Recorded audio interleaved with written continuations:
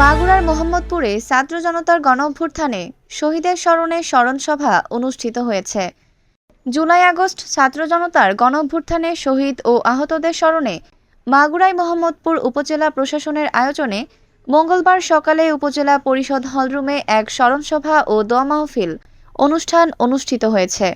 এ সময় উপজেলা নির্বাহী অফিসার পলাশ মণ্ডলের সভাপতিত্বে অনুষ্ঠানে উপস্থিত ছিলেন সহকারী কমিশনার বাসুদেব কুমার মালো, মোহাম্মদপুর থানার অফিসার ইনচার্জ আব্দুর রহমান, মোহাম্মদপুর উপজেলা স্বাস্থ্য ও পরিবার পরিকল্পনা কর্মকর্তা ডক্টর সৌমেন সাহা, উপজেলা বিএনপির আহ্বায়ক মইমুর আলী মৃধা, সদস্য সচিব আক্তারুজ্জামান, উপজেলা যুবদলের আহ্বায়ক তারিকুল ইসলাম তারা, আমিনুর রহমান কলেজের সাবেক অধ্যক্ষ মতিউর রহমান, উপজেলা জামায়াতের আমির নূর আহমেদ সহ বৈষম্যবিরোধী ছাত্র আন্দোলনের নেতৃবৃন্দ, সাংবাদিক এবং বিভিন্ন প্রতিষ্ঠানের শিক্ষার্থীবৃন্দ।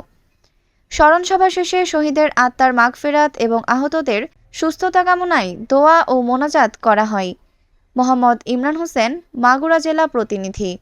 ঐশী সৃষ্টি, news desk, Bangladesh news today.